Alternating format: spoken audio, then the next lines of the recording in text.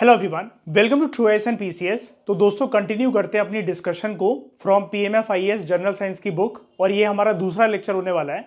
Previous lecture में आप लोगों को दोस्तों याद होगा सेल थ्योरी के बारे में हम लोगों ने कवर कर लिया था, और सेल थ्योरी तक जो हमने कवर करा था उसका मैंने एक और लेक्चर रिकॉर्ड करा था जो कि था टेस्ट से रिलेटेड, यानी कि सेल थ्योरी के टॉपिक तक जितने भी प्रीलिम्स ओरिएंटेड क्वेश्चन बन सकते थे वो आप लोगों को सॉल्व करने थे इंस्टाग्राम पे। आई होप आप सॉल्व कर रहे होगे डेडिकेटेड तरीके से, चैप्टर को पढ़ने के बाद, रिवाइज करने के बाद, और उसकी वीडियो डिस्कशंस को भी देखते जाना, जहां पर आपको आंसर कीज के साथ साथ एनालिसिस भी पता लगेगा। ठीक है, आज का जो लेक्चर है, जहां तक हम लेक्चर लेने वाले हैं, लेक्चर में कुछ ज्यादा, आज के लेक्चर में, सेकेंड लेक्चर में कुछ ज्यादा टॉपिक्स नहीं है हमारे पास डिस्कस करने के लिए, क्योंकि अगला जो लेक्चर होने वाला है वो हमारा बहुत बड़ा लेक्चर हो सकता है, जहां पर हम सेल के कंपोनेंट्स को, या फिर हम ऐसा कहें कि सेल के ऑर्गन्स को हम डिस्कस करेंगे, जिसको हम सेल ऑर्गेनेलीज कहते हैं। लेकिन उससे पहले दो चार बातें जो लिखी हुई हैं सेल ऑर्गेनेलीज के टॉपिक से पहले, वो हम इस लेक्चर में कवर करेंगे।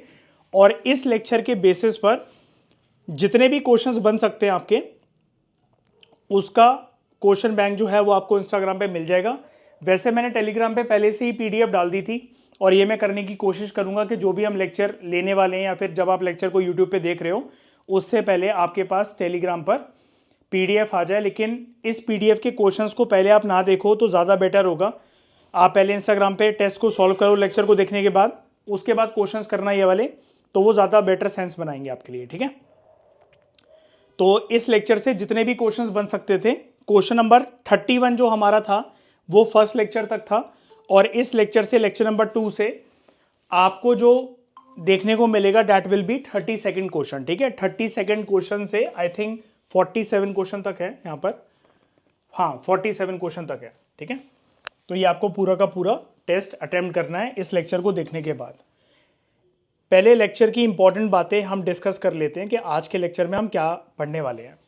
आज के लेक्चर में दोस्तों हम कवर करने वाले हैं shape and size of cell. ठीक है, अब अगर मैं आपसे दोस्तों एक क्वेश्चन पूछूं कि सेल का जो भी एक ढांचा है, जो स्ट्रक्चर है, जो उसका शेप है, ठीक है, और उसका साइज है, यानी कि छोटा सा सेल है या बड़े साइज का सेल है, ठीक है, तो जनरली आपका आंसर यही होगा कि सेल के जब भी हम शेप एंड साइज की बात कर रहे हैं, यहां पर देखना, फोकस करना, जब भी हम सेल के शेप और साइज की बात कर रहे हैं, अगर आपने जर्नल साइंस नहीं पढ़ी हुई है और ऐसा कोई क्वेश्चन आ जाए, consider the following statements about shape and size of cell, आप बस ये दो वर्ड्स को सुनकर या देखकर, शेप एंड साइज, आपके दिमाग में हमेशा आएगा सेल के बॉडी के बारे में, राइट? सेल के बॉडी के बारे में आपके दिमाग में इमेज फ्लक्चुएट होगी। बताओ सही बोल रहा हूं, गलत बोल रहा हूं? हाँ या ना? है ना? आगे बढ़ने से पहले एक बार के लिए ये क्वेश्चन देखो और समझने की कोशिश करना एग्जामिनर किस तरीके से आपके माइंडसेट के साथ, आपकी साइकोलॉजी के साथ खेलता है। जर्नली आप ब्लेम करते हो कि out of the context, out of the range dicey questions आ जाते हैं स्टेट पीएससी और यूपीएससी में।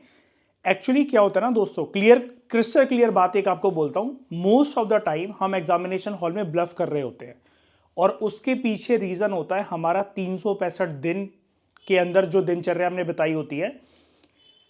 आप गाइडेंस के ऊपर ज्यादा फोकस करते हो 365 दिन, आप पढ़ते कम हो, आपकी रिवीजन पावर एकदम जीरो होती है, और रिकॉलिंग एबिलिटी तो पूछो ही मत, वो तो बहुत ही ज्यादा पुअर होती है। लर्न अगर आपको कोई भी अपना टॉपिक होगा, कंटेंट होगा, तो कॉन्फिडेंटली आप उसके ऊपर आंसर कर पाओगे, और आप ये डिसाइड कर पाओगे कि मुझे क्वेश्चन अटेम्प्ट करना है कि नहीं करना है।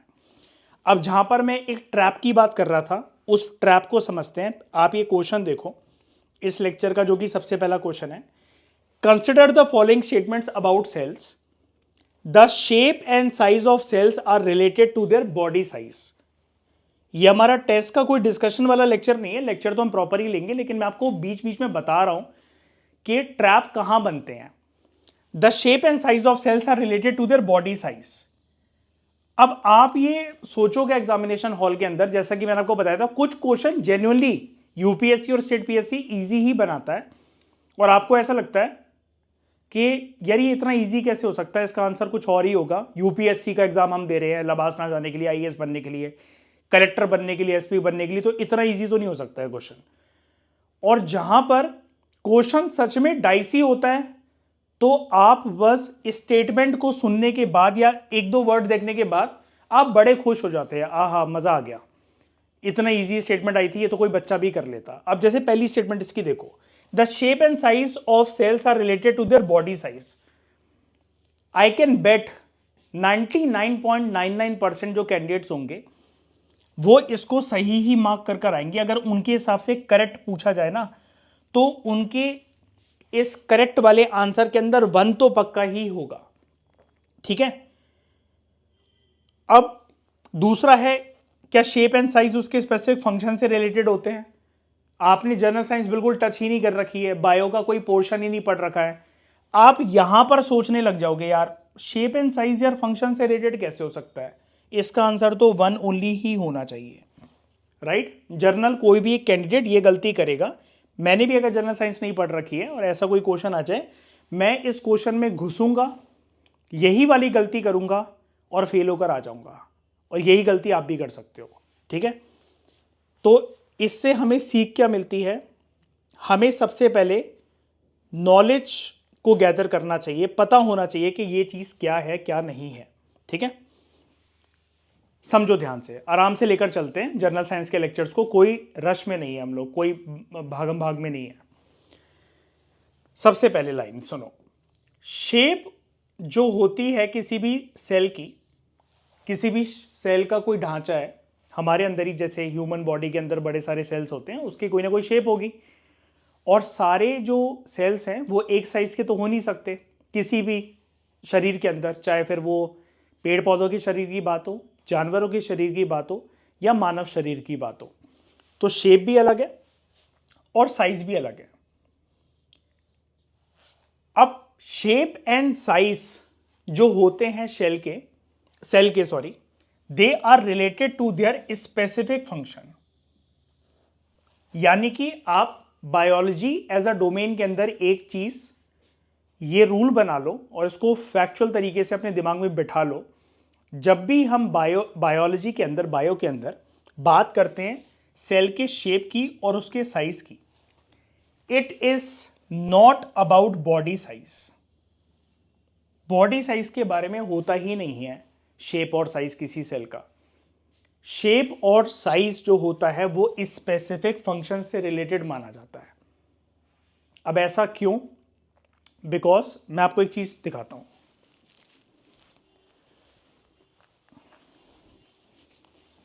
मान लो दोस्तों ये एक टिश्यू पेपर है, ये एक सेल है, ठीक है, ये एक सेल है और एक सेल की एक कवरिंग है, आउटर कवरिंग है, क्या होती है वो अभी हम देख लेंगे, उसका नाम क्या होता है। अब इसके अंदर अगर मैं कोई भी चीज भरता रहूंगा, ठीक है, इसको मैंने भरा, फिल करता रहा करता रहा करता रहा करता रहा, अब इसको मैंने एक तरीके से एक ऐसी शेप दे दी है कि ये आपको भरा भरा सा लग रहा है।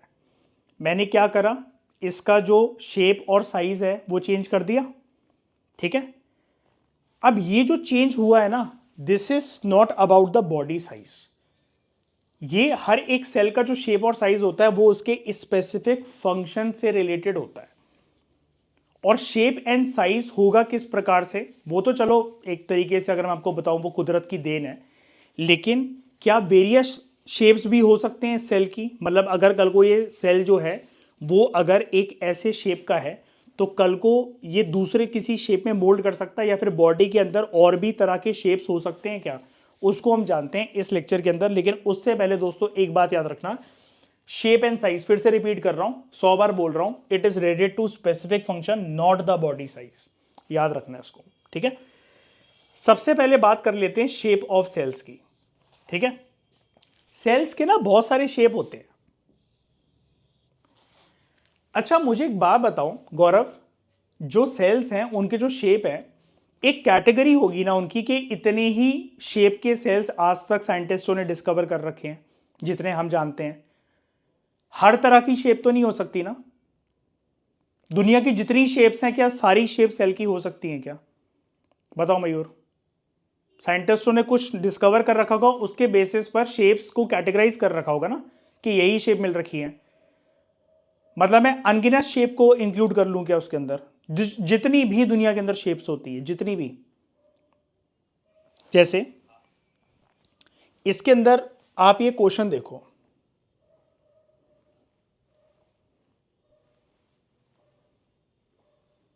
ऐसा कोई क्वेश्चन आ गया तो आपको कितना तंग कर सकता है।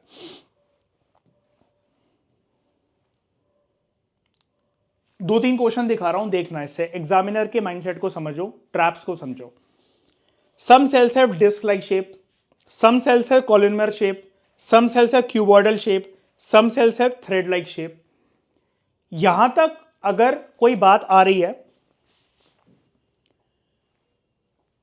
आप कहोगे मेरे पास तो बुक थी, नॉट ओनली पीएमएफआईएएस, ये एनसीईआरटी में भी गिवन है, ठीक है। आप कहोगे मेरे पास बुक थी, मुझे इतना पता था सर कि डिस्क लाइक है, पॉलीगोनल है, क्यूमुलर है, क्यूबॉइडल है, थ्रेड लाइक है, ठीक है। आप कहोगे मुझे इतना पता था, लेकिन व्हाट अबाउट दीज क्वेश्चंस। अब देखना, आप स्टेट पीएससी दे रहे हो जहां पर जनरल साइंस जैसे यूपी पीसीएस के पेपर के अंदर बहुत डोमिनेट करती है, यूपीएससी के अंदर भी आ जाए कोई तो कोई हैरानी वाली बात नहीं है। लेकिन व्हाट अबाउट दीज क्वेश्चंस।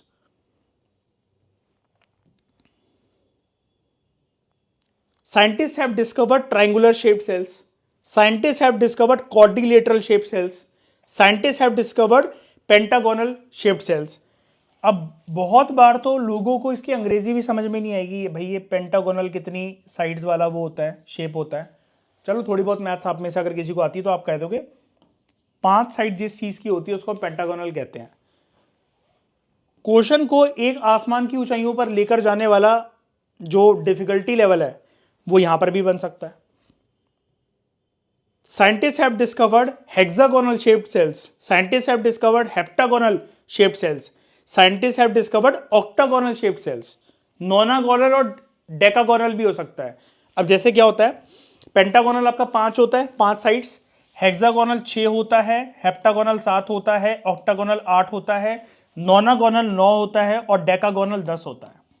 आप में से जो मैथ्स ऑनर्स कर रहे हैं, जो कि अपने आप को रोज चाटे मारते होंगे कि वो मैथ्स कर रहे हैं, फालतू लोग करते हैं मैथ्स ऑनर्स, ठीक है, आई हेट दैट सब्जेक्ट, तो वो ये सब जानते होंगे, ठीक है। लेकिन व्हाट अबाउट सेल्स की शेप, इतने सारे साइड्स के हो सकते हैं क्या। अब इसके लिए आपको बस एक चीज पता होनी चाहिए, सिर्फ एक चीज, और उससे जिंदगी भर अगर कोई भी शेप आ जाए आप उसको आराम से एलिमिनेट करके राइट आंसर तक पहुंच सकते हो। डिस्कस करते हैं हम वो चीज क्या है। अब आप कहोगे सर आपने क्वेश्चन ये ट्राइंगुलर, क्वाड्रिलेटरल, है ना, और हेक्सागोनल, हेप्टागोनल, ऑक्टागोनल, नोनागोनल, डेकागोनल, इतने सारे हमें बता दिए। हम ये NaL जो लास्ट में सबके लगा हुआ है, ऑक्टागोनल, हेक्सागोनल, हेप्टागोनल, नोनागोनल, डेकागोनल, हम इसी में फंस जाएंगे तो हमारा टाइम बहुत वेस्ट होगा। नहीं होगा, मैं आपको एक ट्रिक बताता हूँ। देखो, सेल्स की बहुत सारी तरीके की शेप है, या जितनी भी शेप लिख रखी हैं मुझे उससे मतलब ही नहीं है। कोई भी शेप हो मुझे उससे मतलब ही नहीं है। बुक में, एनसीईआरटी में या इस बुक में मुझे बस एक फैक्ट पकड़ना है। वो फैक्ट क्या है? Cells are irregular in shape. Cells की शेप जब निर्धारित है ही नहीं, कुदरत ने करी ही नहीं है, they are irregular in shape, तो वो किसी भी शेप के हो सकते हैं।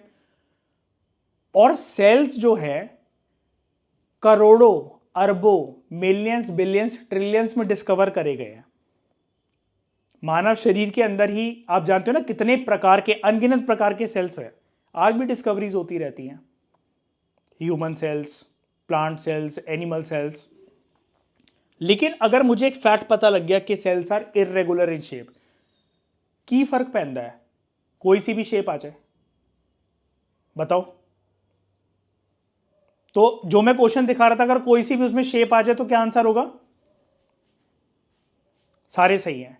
अब क्योंकि ईशा मैंने तुम्हें ट्रिक बता दी तो टेस्ट के तुम्हें नंबर मैं नहीं दूंगा इस चीज के, ठीक है।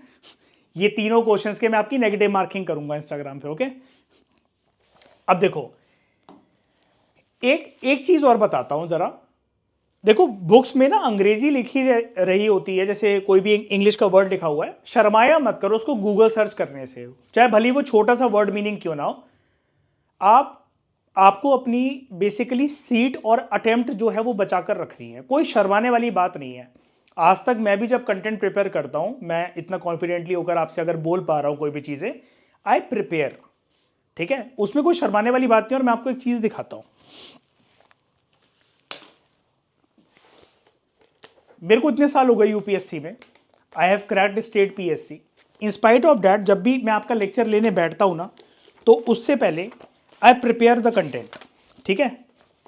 मैं लिख लिख के पूरा पढ़ता हूं, लिख लिख के पूरी बुक को, जो भी वर्ड मीनिंग होते हैं गूगल पे सब कुछ सर्च करता हूं, उसके बाद ये लेक्चर आ पाते हैं, ठीक है।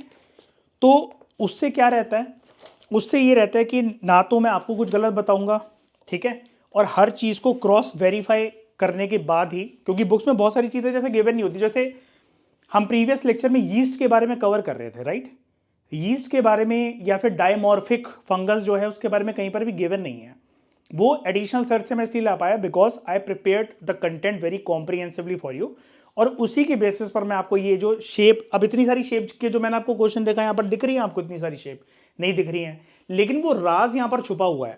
ये वर्ड मीनिंग वाली बात मैं आपसे क्यों कर रहा था, समझो इस चीज को। सेल्स हैव वेरियस शेप्स, अभी बताता हूं। Disc shaped, disc shape, disc shape कैसी होती है, जैसे ऐसे, है ना, गोल। पॉलीगोनल, कॉलमनर, जैसे आपके पास इस तरीके के कोई चीज जो लेटी हुई हो लेकिन हल्की सी उठी हुई हो, ठीक है। जिस प्रकार से मैं सिंपली आपको बताऊं, आपका बेड का जो गद्दा होता है ना, वो कॉलमनर शेप होता है। क्यूबॉइडल, ये भी आप जानते हो, है ना, क्यूब। थ्रेड लाइक, धागे की तरह।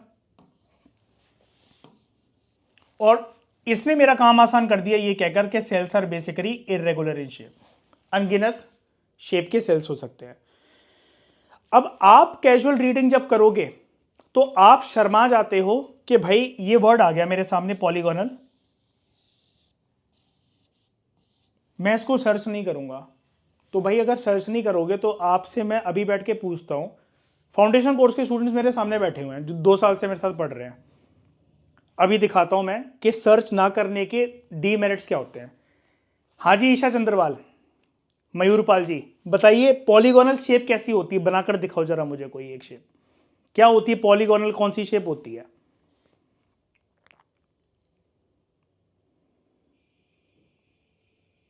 अब देखो बैठ के वो सोच रहे हैं 1 घंटा। गलती उनकी नहीं है, गलती ये है कि लेक्चर तो चलो आ जा रहा है, इसके बारे में मैं आपको ये बता रहा हूं, सेल्फ रीड भी करा करो, लेक्चर को मेरे देख लो, अनगिनत चीजें तो मैं यही बता दूंगा। रिवीजन जब करने बैठते हो, सर्च दीज टर्म्स, कोई नुकसान नहीं है इसको सर्च करने में, आपका फायदा ही होगा। क्या फायदा होगा? अभी जैसे मैं आपको बता रहा था, triangular shape, pentagonal, hexagonal, nonagonal, octagonal, decagonal, कहां से आई है मेरे पास शब्द? इसको सर्च करने के बाद। कैसे प्रूफ करते हैं? यहां पर क्या लिखा हुआ है? पॉलीगोनल। पॉलीगोनल कोई एक शेप होती ही नहीं है। कैसे? गूगल पे लिखता हूं आपके सामने, पॉलीगोनल शेप, ठीक है, सर्च करा पॉलीगोनल शेप, गूगल मुझे बता रहा है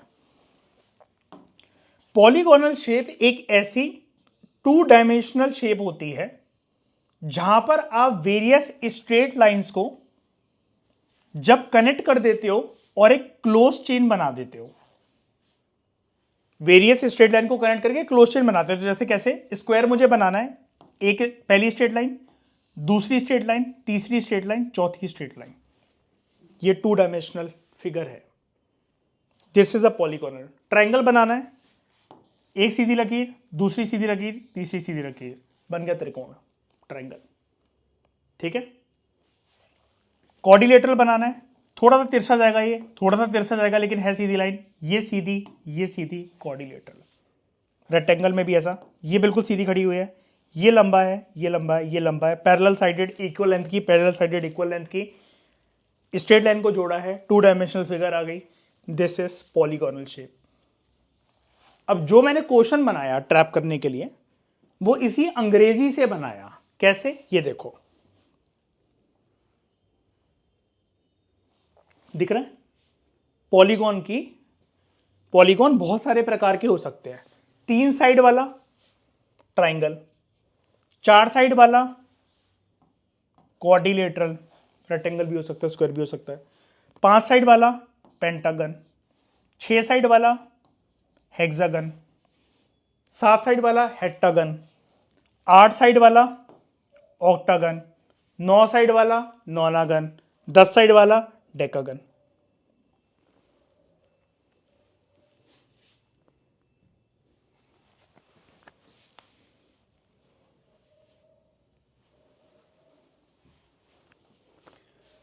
तो ये है पॉलीगोनल शेप की एक्सप्लेनेशन। ओके, अब अगर आप इसको देखोगे ना तो अभी आपको समझ में आ रहा होगा पूरा का पूरा फंडा। ठीक है, और ये जो क्वेश्चन अभी तक आपके लिए बहुत भारी भरकम सर में दर्द कर रहे होंगे, जिंदगी में आप किसी भी शेप के ऊपर कोई क्वेश्चन आ जाए, अब ये बताओ हो गए बच्चों वाले, 2 मिनट के अंदर बना दिए हमने इसको बच्चों वाले। That is why I always say search करो, उसमें कोई शर्मिंदगी वाली बात नहीं। हो सकता है फ्लो में लेक्चर में एक दिन के अंदर बड़े सारे लूं और 1-2 चीजें मिस कर दो जो कि इंपॉर्टेंट हो, आप सर्च करो ना उनको। ठीक है, तो अब ये देखो, ट्रायंगुलर शेप, क्वाड्रिलेटरल शेप, कोई भी शेप यहां पर लिखी रहती है, आंसर क्या होता? सेल के हर प्रकार के शेप हो सकते हैं, हो सकते हैं। साइंटिस्टों ने ढूंढे कि नहीं ढूंढे मुझे उससे मतलब नहीं है, भाड़ में गए साइंटिस्ट, मुझे मतलब ही नहीं है। मुझे क्योंकि मतलब है इस बात से जिसने मेरा काम आसान कर दिया, कोई सी भी शेप आ जाए भाड़ में गई। Cells are irregular in shape. Clear है? आगे बढ़ू।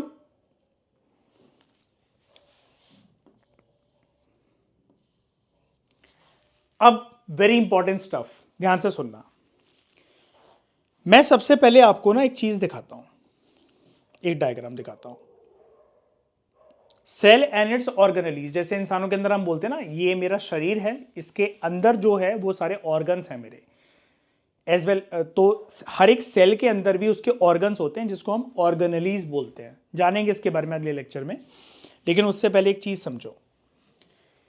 ये जो सेल है, मान लेते हैं सेल, तो अभी हमने देखा कि बहुत सारे तरह के शेप के हो सकते हैं, लेकिन इसने जो ले रखा है, जैसे पानी की बूंद होती है ना, गोल से तरीके की बबल होता है पानी के ग्लास में, तो इसने एक ऐसे ही बबल टाइप स्ट्रक्चर ले रखा है सेल को समझाने के लिए इस बुक ने।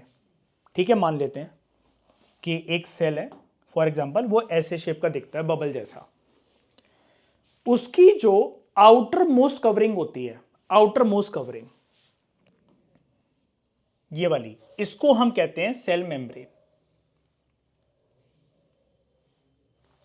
सेल मेम्ब्रेन, ठीक है।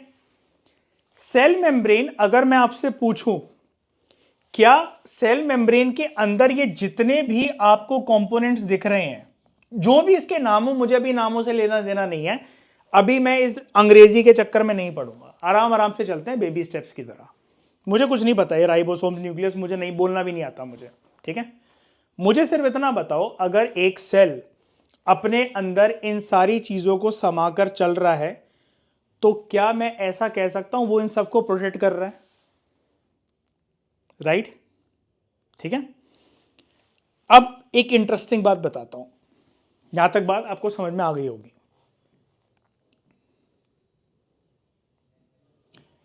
यहां पर लिखा हुआ है द सेल मेम्ब्रेन, जो कि सेल कंपोनेंट्स को एनक्लोज करके रखता है, विच एनक्लोजेस सेल कंपोनेंट्स, अपने अंदर समाये हुए हैं उन सारे सेल के कंपोनेंट्स को, वो ना शेप देता है सेल्स को,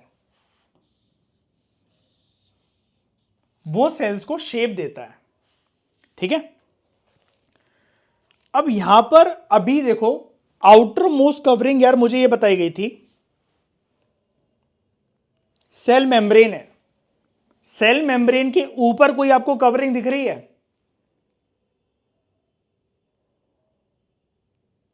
नहीं दिख रही ना।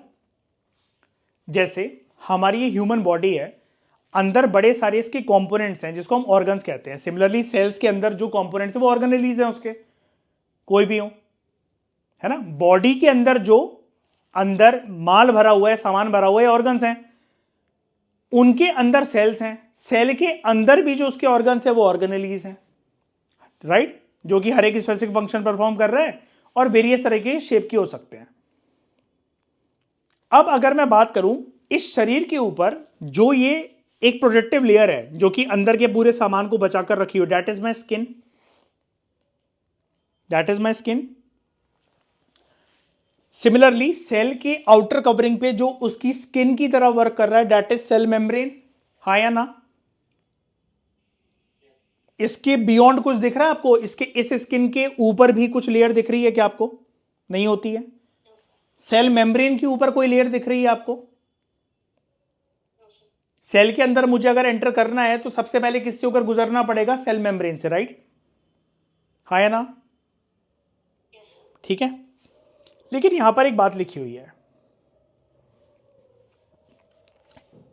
एक टर्म मुझे समझाई हुई है सेल मेम्ब्रेन के अलावा, दैट इज सेल वॉल।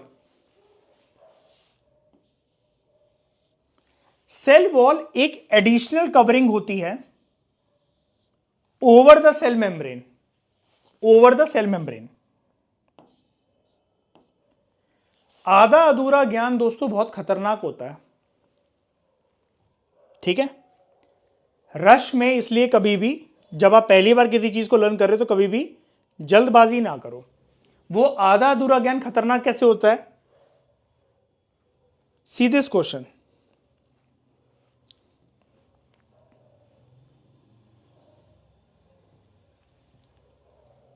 आप ये क्वेश्चन कर लोगे अब इतना पढ़ने के बाद। Parts of cell which encloses components, parts of cell which encloses cell components is known as cell membrane. An additional covering over the cell membrane is known as cell wall. कर लोगे, ठीक है। जिस आधे अधूरे खतरनाक ज्ञान की मैं बात कर रहा था वो है इस क्वेश्चन के अंदर। एग्जामिनर अगर बनाएगा तो वो इस प्रकार का क्वेश्चन बनाएगा, बहुत सारे निब्बे निब्बियों को एलिमिनेट करने के लिए। क्या है ये क्वेश्चन? देखो, all cells have cell membrane, है सबके पास? ये स्टेटमेंट कुछ ऐसी है, all human beings have skin, है? बेवकूफो बैठ के सोच रहे हो, मतलब कौन से इंसान को इमेजिन कर रहे हो भाई, किसको देखा बिना स्किन के? उसके बाद all cells have cell wall. ये अब देखना, ये स्टेटमेंट ऐसी है कि अभी आपने यहां पर क्या देखा,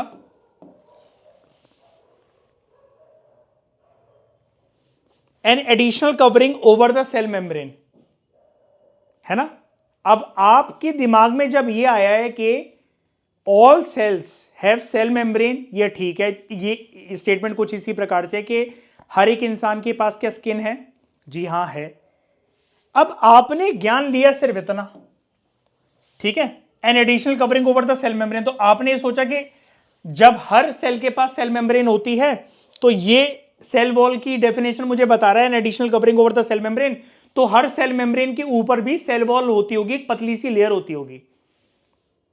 ये स्टेटमेंट कुछ ऐसी, अगर मैं आपसे पूछूं, all human beings wear plastic and polythene on their body to protect them from themselves from sun rays and rain and heat.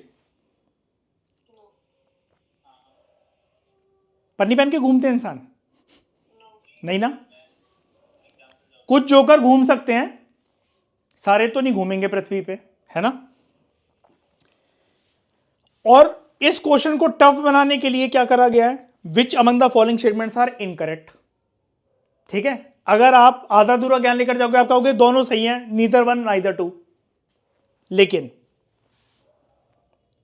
मैंने जब आपको सेल मेम्ब्रेन के बारे में बताया, मैंने बात इतनी सी कह के खत्म कर दी पहली बार में कि सेल मेम्ब्रेन एक ऐसी लेयर है जिसके अंदर सेल कंपोनेंट समाते हैं, बसते हैं, और जो कि शेप देने का काम करता है सेल्स को।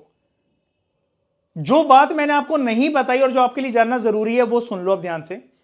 सेल मेम्ब्रेन सभी प्रकार के प्लांट और एनिमल सेल्स के अंदर मिलती है। बायोलॉजी के अंदर एक बात याद रखना दोस्तों, क्या ह्यूमन सेल्स और एनिमल सेल्स अलग अलग हैं? ये सेल के चैप्टर में क्या हम अलग से पढ़ेंगे ह्यूमन सेल्स को? क्योंकि हमारी एंसेस्ट्री कहां से रिलेटेड है? एनिमल से। तो हम इसी में पटक देते हैं। तो कुल मिलाकर यहां पर जो वो बात कर रहा है कि cell membrane is found in, या it provide shape to plants, animals and humans. ये एक ही बात है एनिमल्स में, अगर आप ह्यूमंस को भी शामिल कर लो तो। यानी कि तीनों कैटेगरी के स्पीशीज को हमने कवर कर लिया। सभी ऑर्गेनिजम्स के अंदर जो सेल है उसके ऊपर जो एक प्रोटेक्टिव लेयर है वो सेल मेम्ब्रेन है, यानी कि all cells have cell membrane, right. लेकिन सेल वॉल जो कि एक additional covering over the cell membrane, सवाल मेरा ये था, क्या ये सभी प्रकार के सेल्स में है सेल वॉल? हर प्रकार के सेल में जो सेल मेम्ब्रेन है, क्या उसके ऊपर ये एक एडिशनल कवरिंग है सभी प्रकार के दुनिया के सेल्स के अंदर? Answer is no. क्यों? It is found in plant cells, यहां तक तो बात ठीक है, लेकिन प्लांट सेल्स के अलावा not in animal cells but bacterial cells. देख रहे हो बारीकी से एग्जामिनर कहां ट्रैप कर सकता है। ओके, अब मैं आपको एक बात बताता हूं, एक चीज पूछता हूं पहले आपसे।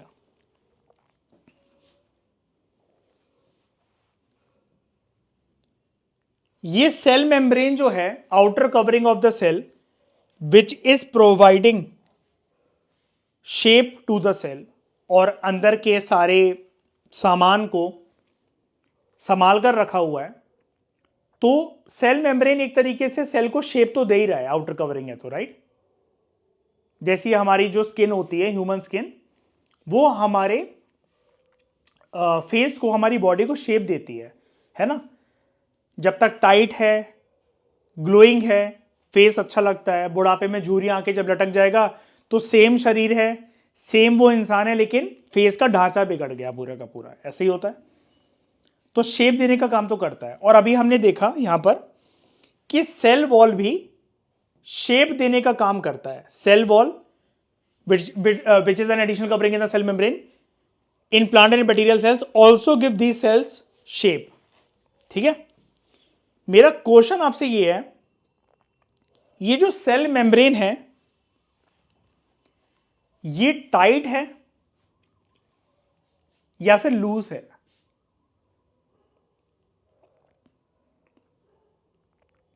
रिजिड है कि फ्लेक्सिबल है? टाइट है कि लूज है? बताओ।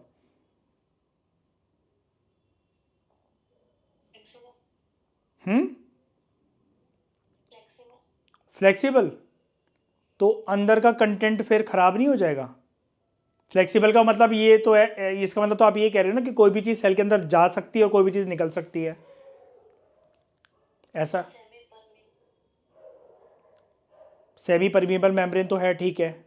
एक आंसर डिसाइड करो ना, डाइसी मत रहो।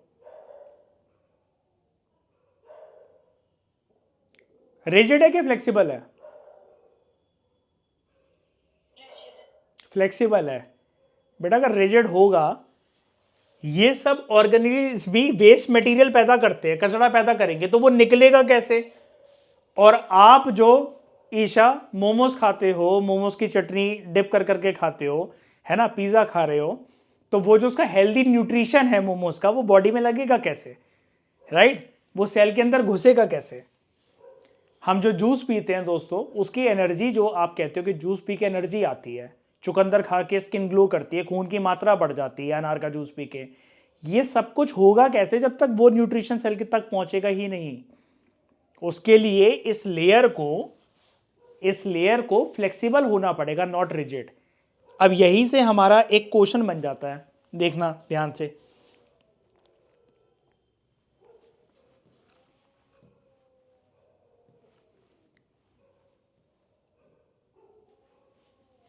पहले ये क्वेश्चन देखना एक बार के लिए, cell membrane provides shape to cells, हाँ या ना?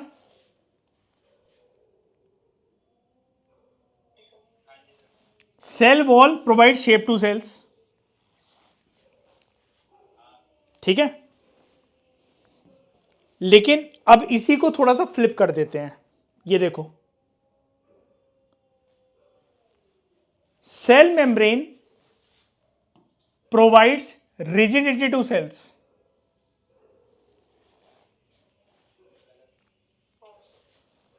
But cell wall provides rigidity to cell, ये ट्रू है। देख रहे हो, जहां पर बात थी शेप की वहां पर बोथ स्टेटमेंट्स वर ट्रू, जहां पर बात है उसके ठोसनेस की, आने देगा अंदर के नहीं आने देगा, that is cell membrane rigid नहीं हो सकता, सेल वॉल रिजिड है। देख रहे हो एग्जामिनर किस प्रकार से क्वेश्चन बना सकता है इजी से इजी टॉपिक से। आज हमने कोई बहुत ज्यादा नहीं पढ़ा है अभी तक, है ना, 2 ही टॉपिक 3 टॉपिक हम लेने वाले हैं, लेकिन क्वेश्चन देख रहे हो ना किस प्रकार से बन सकते हैं। आप में से जो लोग बहुत रश करते हो ना, जल्दी कर लेते हैं, एक दिन में बुक खत्म कर लेते हैं, वो कर लेते हैं, वो मल्टीपल रिविजन्स के बाद पॉसिबल है। आप भागो, ठीक है, आप चिट्ठी दर रोबोट थोड़ी ना हो कि बुक को ऐसे स्कैन करोगे और आपको ये लर्न हो जाएगा। आप भागोगे तो आपका अटेम्प्ट खराब होगा, बस ये वाली बात याद रखना। अब कई लोग मुझसे पूछते हैं कि सर फिर 1 साल के अंदर तैयारी कैसे होगी, हमारी एज ज्यादा हो गई है।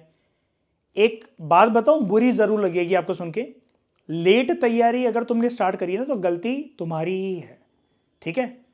और 1 साल के रश में अगर तुम इस एग्जाम को निकालना चाह रहे हो, जो कि पॉसिबल है, ठीक है, ऐसा नहीं कि पॉसिबल नहीं है, तो तुम अपने आवर्स नहीं बढ़ाते हो एक तो पढ़ने के, और आज भी तुम्हारे दिमाग में तुम्हारी गर्लफ्रेंड बॉयफ्रेंड, निब्बा निब्बी, सोशल मीडिया, स्नैपचैट, ठीक है, स्टेटस लगाना, ये सब चलता रहता है, जिसकी वजह से जिस कमरे में बैठे हो उसी कमरे में और 3-4 साल बैठोगे। Habits are everything to clear UPSC. मैं एक आईएएस ऑफिसर से मिला था, उनकी एक आपको बात बताता हूं। मैं स्कूल के दिनों में था, व्हेन आई मीट हिम, मैंने उनसे पूछा कि what is a trick to clear UPSC. वो लाइन आज तक मुझे याद रहती है। उन्होंने मुझे बोला था, Deepank, UPSC is cleared not by brains but by buttocks, ठीक है। बटक समझते हो, तुम्हारा पिछवाड़ा, उसके बल के बलबूते पर तुम जितनी देर बैठ सकते हो, सिटिंग आवर तुम्हारे जितने ज्यादा हैं, उससे निकलता है, ना कि ब्रेन से। दिमाग सबके पास इक्वल है। जिसने इस प्रिपरेशन में घुसने का सोच लिया है, that person is already a winner, ठीक है।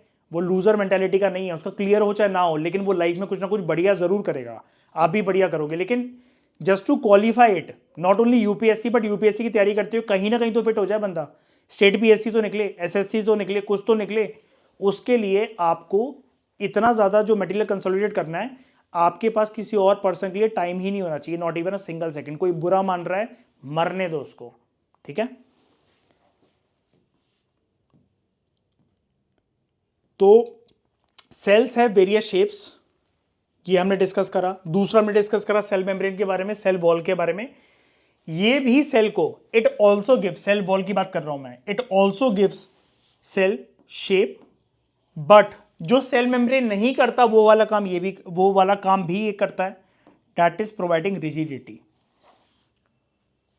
क्योंकि अगर सेल मेम्ब्रेन सब कुछ अंदर बाहर अपने होने दे रहा है, घुसने दे रहा है, छलनी की तरह है वो, जैसे चाय छानते ना हम, छलनी की तरह है, आने दे रहा है, बाहर जाने दे रहा है, ठीक है। छलनी गंदी नहीं होती हमारी, है ना, चाय छन जाती है, फिर हम उसको छलनी को साफ भी कर देते हैं, अंदर बाहर उसके लगा रहता है।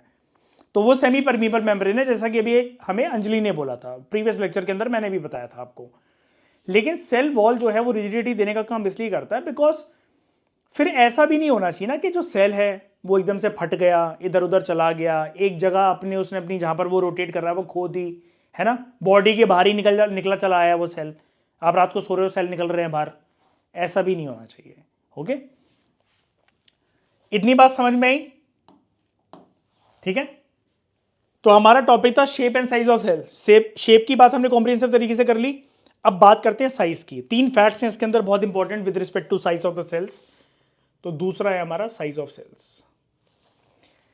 जो सेल का साइज है it ranges from micrometres to few centimetres. Very interesting. ठीक है, मैंने आपको यह बताया था ना जब सेल हमने स्टार्ट करा था कि ये बेसिकली मैं एक ऐसे जीव जंतु को सेल कह दूं क्या, बेसिकली जीव जंतु नहीं, या फिर किसी ऐसी चीज को मैं सेल कह दूं क्या जिसको मैं माइक्रोस्कोप से देख सकता हूं, नेकेड आई से नहीं देख सकता हूं, है ना। Now see examiners mentality question. ठीक है, एग्जाम में क्या होता है, नंबर ऑफ स्टेटमेंट्स जिस सीक्वेंस में आपको दी गई हैं आपके पेपर के ऊपर, वो बहुत मैटर करती हैं कि आपकी साइकोलॉजी से खिलवाड़ होगी कि नहीं होगी। और एग्जामिनर जानता है कि 99% टाइम उसने अपना काम बिल्कुल डन कर दिया है कि आपको फेल करवाना है उस क्वेश्चन के अंदर, बिकॉज जिस लेवल से उसने वो प्लेटें सजाई हैं कि आप खाना खाने बैठे हो, पहले आपको यह परोसा गया, ये परोसा गया, ये परोसा गया, ये परोसा गया, वो जानता है कि आपको पहले क्या देना है, आपके लिए स्टार्टर्स क्या होगा, लंच और डिनर क्या होगा। अब देखो इसको क्या कहने की बात कर रहा हूं मैं। अगर ये स्टेटमेंट आ जाए, cell sizes ranges from micrometres to few centimetres, right, science नहीं भी पढ़ी है तो कोई भी बच्चा इसको वो देख लेगा, हाँ भाई सेल को तो माइक्रोस्कोप से ही देखते हैं, ये ठीक है। दूसरी स्टेटमेंट अगर इसके कंपैरिजन में यहां पर आ जाए तो पर्सन को लगेगा यार क्या डिजास्टरस स्टेटमेंट है। जब भाई तू पहले कह रहा है कि सेल जो हैं वो कुछ माइक्रोमीटर से कुछ सेंटीमीटर्स की साइज में रेंज करते हैं, तो वो पर्सन, वो एस्पिरेंट एग्जामिनर को सोचेगा, पूछेगा अपने मन ही मन में कि भाई ये क्या तुम खिलवाड़ कर रहे हो, अगली स्टेटमेंट तुम्हारी कितनी बकवास सी है, इसको तो कोई भी एलिमिनेट कर देगा, क्या बच्चों वाली स्टेटमेंट बना रखी है, all cells are microscopic in nature. वो कहेगा हाँ भाई पहले बोल तो रहा माइक्रोमीटर और सेंटीमीटर तक है तो माइक्रोस्कोपिक ही होते हैं सारे के सारे। ठीक है, अब मैं क्या कहूं आपसे कि अगर मैं ऐसा कह दूं तो क्या आप इस बात को सच मानोगे कि एक सेल तो ऐसा भी है जिसको एक छोटा सा जो बच्चा होगा ना 5-6 साल का, वो अगर उठाएगा ना तो उसके हाथ भी झुक जाएंगे, इतना भारी सेल भी है। ठीक है, तो इसको हम सीखते हैं इस फैक्ट को जरा। पहले आपको इसके लिए फैक्ट जानना पड़ेगा इस क्वेश्चन को करने के लिए। Cell sizes ranges from few micrometres to few centimetres, हमें पता लग गया। मोस्ट आर माइक्रोस्कोपिक, यहां पर नॉट ऑल नहीं लिखा हुआ है, यहां पर सॉरी ऑल नहीं लिखा हुआ है, नॉट ऑल आर माइक्रोस्कोपिक। सारे माइक्रोस्कोप से ही देखेंगे, नेकेड आई से नहीं देख सकते ऐसा नहीं है, प्रूव करते हैं। एक ऐसा सेल जो कि दुनिया का सबसे छोटा सेल है, दैट इज माइकोप्लाज्मा। नाम याद रखना, myco, MYCO, myco, PLASMA, plasma, mycoplasma दुनिया का सबसे छोटा सेल है। पर माइकोप्लाज्मा है क्या, होता क्या है, अगर ये क्वेश्चन आ जाए एक अलग से। Mycoplasma is a type of bacteria, ये एक प्रकार का बैक्टीरिया है। ठीक है, और दुनिया का सबसे बड़ा सेल, एक ही सेल जिसका साइज बहुत बड़ा है, मैं आपको कहता 5-6 साल का बच्चा अगर पकड़े उसके हाथ झुक जाने हैं अगर उसको उठा ले तो वो, दैट इज ऑस्ट्रिच का अंडा, शुतुरमुर्ग का अंडा। ऑस्ट्रिच का जो एग है that is the largest isolated single cell. मैंने आपको बताया था ना कि जैसे ऑस्ट्रिच का अंडा है तो शुतुरमुर्ग का बच्चा बाहर निकलेगा, वही चूजे वाली बात मान लो, तो वो मल्टीसेलुलर बन जाएगा। लेकिन हम यहां पर यूनिसेलुलर मल्टीसेलुलर की डिस्कशन नहीं कर रहे हैं। अंडे में हमेशा जब भी शुरुआत होगी तो वो क्या है, एक यूनिसेलुलर स्ट्रक्चर है। मान लो के अंदर चूजा बनने भी लगा, भी वो फूटा नहीं है अंडा या जो भी है, लेकिन इस चीज को टैग दिया गया है, शुतुरमुर्ग का जो अंडा होता है, ऑस्ट्रिच का जो अंडा होता है, that is the largest isolated single cell of the world. दुनिया का सबसे बड़ा सेल है ये, 100 बातों की एक बात, हटाओ इस टेक्निकल लैंग्वेज को, दुनिया का सबसे बड़ा सेल है। दुनिया का सबसे छोटा सेल है माइकोप्लाज्मा। ठीक है, जानने को मिल गया। और माइकोप्लाज्मा क्या है, एक प्रकार का, अब जैसे ये आपने स्मॉलेस्ट और लार्जेस्ट डाल लिया सेल के बारे में, लेकिन अगर मैं आपको एक ऐसा क्वेश्चन दिखाऊं, smallest cell in the world बता दोगे आप mycoplasma, largest isolated single cell in the world आप बता दोगे ऑस्ट्रिच का अंडा। ठीक है, लेकिन अब क्वेश्चन अगर टफ बनना होगा, एग्जामिनर को बनाना होगा, तो वो क्या करेगा, माइकोप्लाज्मा है क्या, या दो स्टेटमेंट दे दी कि mycoplasma is the smallest cell of the world, आप उसको ठीक कर दोगे। लेकिन mycoplasma is a kind of, अगर उसमें से कोई भी एक लाइन दे दी तो क्या वो बैक्टीरिया है, क्या वो फंगाई है, क्या वो वायरस है, क्या वो प्रोटोजोआ है, क्या है वो, तो आंसर इज वो बैक्टीरिया है। ठीक है, तो ये लेक्चर्स जो है यूपीएससी 2026 वालों के लिए और उसके बियॉन्ड वालों के लिए बहुत प्लानिंग के साथ मैंने डिज़ाइन कर रखे हैं, जहां पर हर एक लाइन से, हर एक पैराग्राफ से, हर एक पेज से जितने भी क्वेश्चन आपको मैं दे सकता हूं बनाकर विद रिस्पेक्ट टू प्रीलिम्स, और धीरे धीरे करके हम मेंस की तरफ भी आएंगे। मैं आपको सारी चीज़ों में एक साथ अभी नहीं फंसाना चाहता, ठीक है। तो आप उसके लिए हमारा फाउंडेशन कोर्स ज्वाइन कर सकते हो, और उसके लिए मैं एक इंट्रोडक्शन वीडियो भी डालने वाला हूँ 15 मार्च के आसपास या 20 मार्च के आसपास। हमारा यूपीएससी का 2026 का बैच स्टार्ट होगा, which is for UPSC 2026, 2027, 28, 29 and 30 वाले एस्पिरेंट्स, ठीक है, सबके लिए वो काम आएगा। और इस प्रकार के क्वेश्चंस को आप इंस्टाग्राम वगैरह पे करते रहो, ठीक है। पहले अपने आंसर्स लिखो, पढ़ने के बाद लेक्चर आपने देख लिया, पढ़ो बैठकर 1-1.5 घंटा, याद करो, फिर टेस्ट दो, देखो गलतियां कहाँ हो रही हैं, ठीक है, और फिर आगे बढ़ते रहो। अगले लेक्चर में दोस्तों हम बात करेंगे सेल एंड इट्स ऑर्गेनेलीज की, ठीक है। आई होप आपको लेक्चर्स अच्छे लग रहे होंगे। इस डिस्कशन में दोस्तों फिलहाल इतना ही। Thank you very much for discussion.